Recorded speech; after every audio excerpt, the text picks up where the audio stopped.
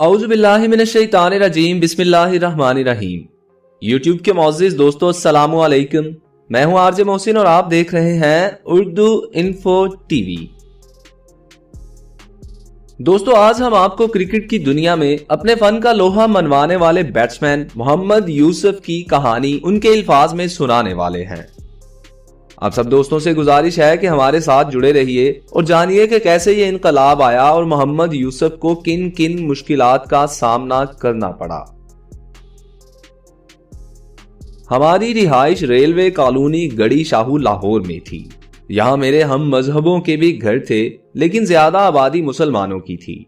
इत्तेफाक की बात कहिए कि मेरा ज्यादा उठना बैठना, मिलना जुलना और खेलना कूदना भी मुसलमान लड़कों के साथ ही था।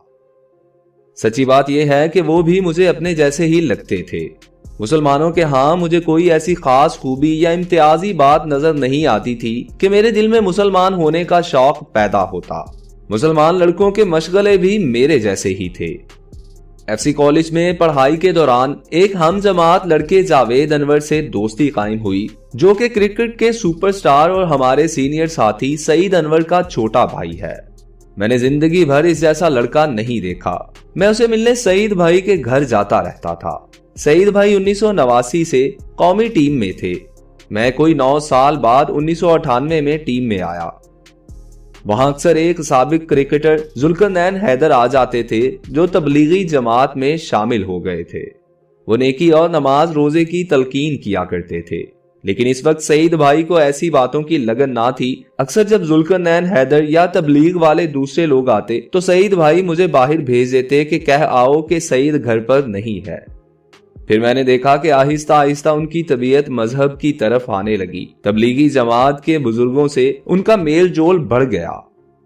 अपनी बेटी की वफात के बाद वो मुकम्मल तौर पर मजहबी रंग में रंग गए। अक्सर तबलीगी दौरों पर रहने लगे। वो मुझे कहते थे, यूसुफ हर रोज सोने से पहले ये दुआ मांगा करो, ऐ खुदा मुझे हक और सच का रास्ता दिखा। सईद भाई ने मुझे इन दिनों कभी ये ना कहा कि मुसलमान हो जाओ, हमेशा इस दुआ की तलकीन करते रहे। मैं सईद भाई की नसीहत के मुताबिक हमेशा सोने से पहले ये दुआ मांगता रहा। मैंने सईद भाई में आने वाली तब्दीलियों को बड़े गौर से देखा और बहुत मुतासिर हुआ। फिर एक अजीब बात हुई। मेरा एक दोस्त है वकार अहमद, बड़ी पुरानी दोस्ती है हमारी। मैं हस्बे मामूल रात को ये दुआ मांगकर सो गया कि ऐ खुदा मुझे हक और सच का रास्ता दिखा। रात मैंने ख्वाब में अपने दोस्त वकार को देखा। वो खुशी खुशी मेरे पास आया और कहने लगा, सुना है तुम मुसलमान हो गए हो। मैंने उसे कोई जवाब ना दिया। आंख खुलने पर मैं ये सोचता रहा कि क्या वाकई अल्लाह ने मुझे हक और सच का रास्ता दिखा दिया है। वकार शेखुपुरा का रहने वाला है। इत्तेफाक देखिए कि इन्हीं दिनों पीआईए और नेशनल बैंक के दरमियान मैच के लिए शेखुपुरा क्रिकेट ग्राउंड तजवीज हुआ। मैं पीआईए की तरफ से खेल रहा था। शेखुपुरा पहुंचा तो मेरा वही दोस्त वकार अहमद मुझसे मिलने आ गया। वही ख्वाब वाली वज़ाकता। मैं इस वक्त हैरान रह गया जब उसने बिल्कुल उसी अंदाज से मुझसे पूछा, सुना है तुम मुसलमान हो गए हो। मैं इसका मुंह देखने लगा। यही वो लम्हा था जब मुझे यकीन हो गया कि अल्लाह ने मुझे इशारा दे दिया कि हक का रास्ता क्या है। शाम को मैं शेखुपुरा से लाहौर आया तो सीधा कैवलरी ग्राउंड सईद भाई के पास चला गया। ये अक्टूबर 2002 का जिक्र है।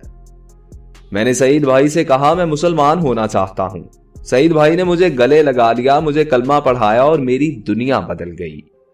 इस दौरान मैं जब भी रायवंड जाता और हाजी अब्दुल वहाब साहब से पूछता कि अब मुझे इस्लाम कबूल कर लेने का ऐलान कर देना चाहिए, तो वो कहते नहीं, अभी नहीं। शायद उन्हें मेरी शक्ल देखकर अंदाजा होता था कि अभी मैं इस लायक नहीं हुआ।